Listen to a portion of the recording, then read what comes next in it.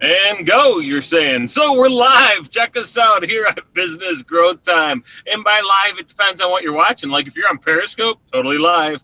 If you're watching this on Google Hangouts, you could be live, but you're probably watching a replay. And let's be honest, most of you are just listening anyway. You're not even seeing any of the action.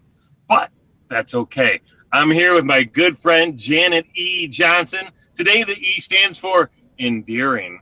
Aw, that's sweet. I was thinking the same thing. How are you? Good. Or what? I was trying to think of an E word for all of my what was the feeling today? all the feeling that went on.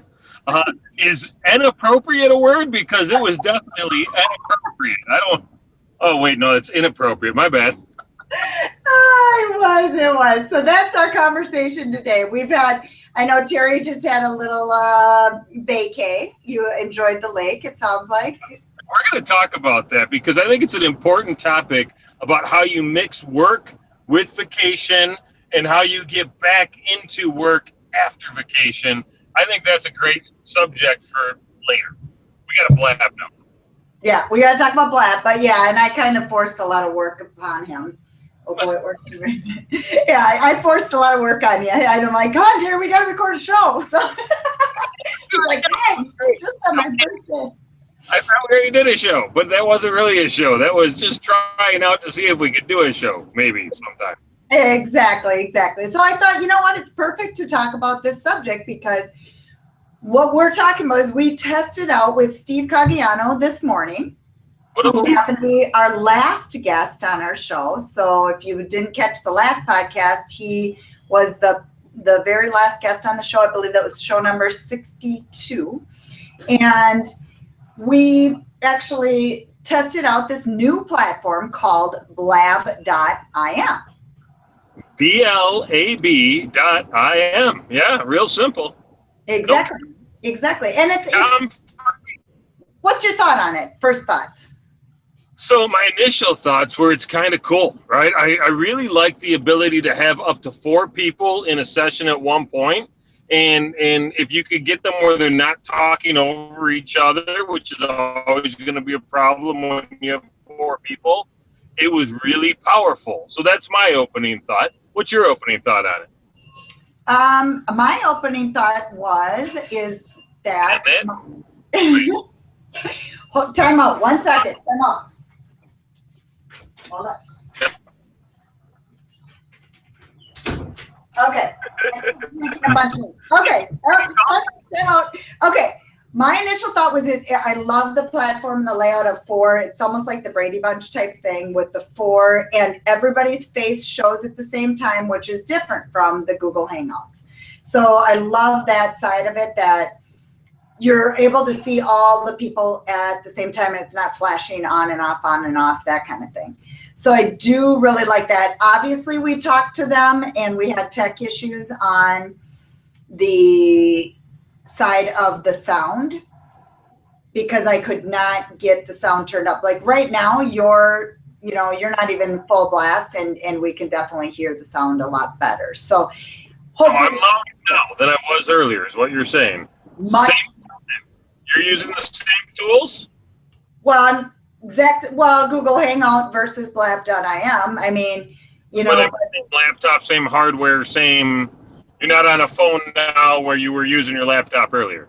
Nope, both were laptops. Exact same situation. I could just hit the volume. If I went all the way to max right now, you'd be too loud. So yeah, they must have their settings set a little on the low side.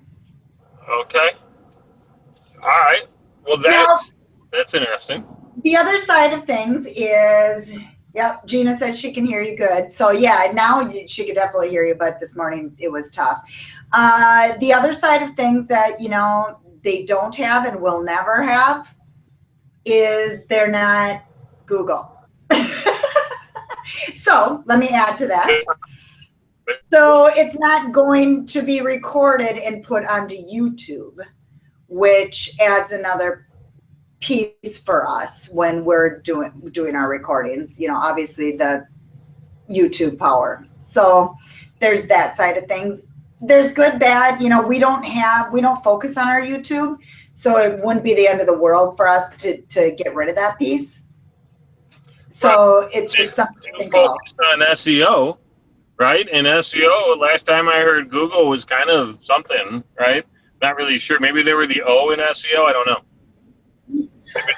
Oh, they're always changing. They're always changing. But the YouTube's pretty good with the SEO piece. I mean, if you do things properly, but we're really focusing on our podcast, and we really like the live interaction. And that actually, the thing about blab.im is it forces you to be live.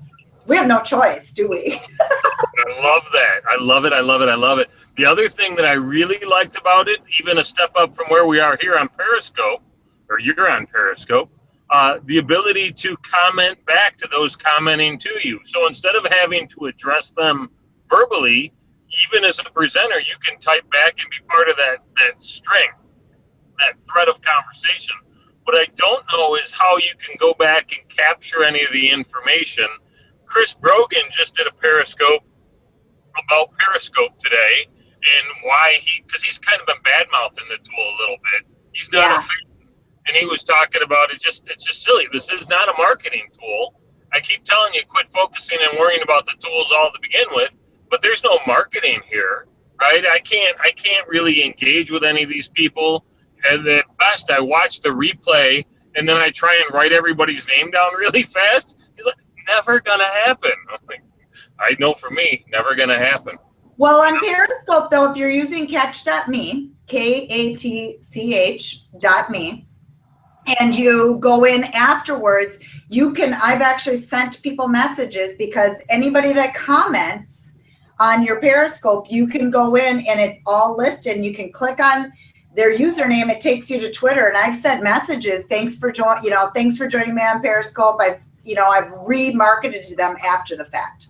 So if you use the right tools with all these different things, it can become a marketing tool. So, he might not even know about catch.me if he's not using it, that kind of thing. Well, the people did throw catch.me out. So that's a great tip you shared, and a great tip that was shared a few times.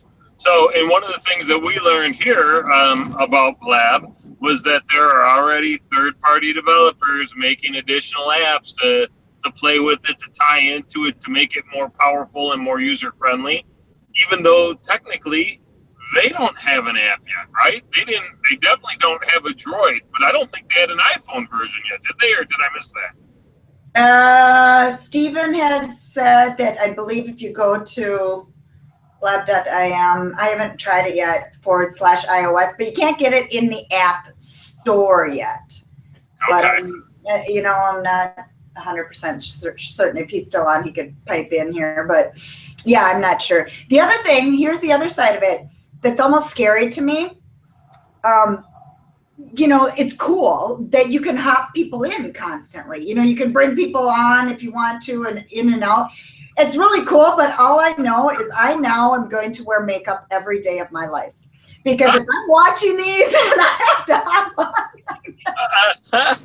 You're like, I just got called up to the front of the class. I was not ready. I didn't read the assignment, man. I'm not pretty enough to be talking. This whole video world is like, it's just kind of a crazy world that we live in, where boom, yeah, you can get called. It's exactly. I wasn't raising my hand. I really wasn't. I want to answer the question. Well, and so that's an interesting thing, right? So the host has the ability to allow different people to come into the conversation. Again, up to 4 people. So it's kind of cool that it's moderated to an extent, but once they're in, they are in. And I think only they can get themselves out. I didn't ask Stephen that question. And but there might be a time, maybe once in a while, you never really know, when possibly somebody hops on and then just starts talking and takes over the conversation. I don't know if that ever happens, but it could. That didn't happen today. I'm like, whoa, I don't know. What was his name?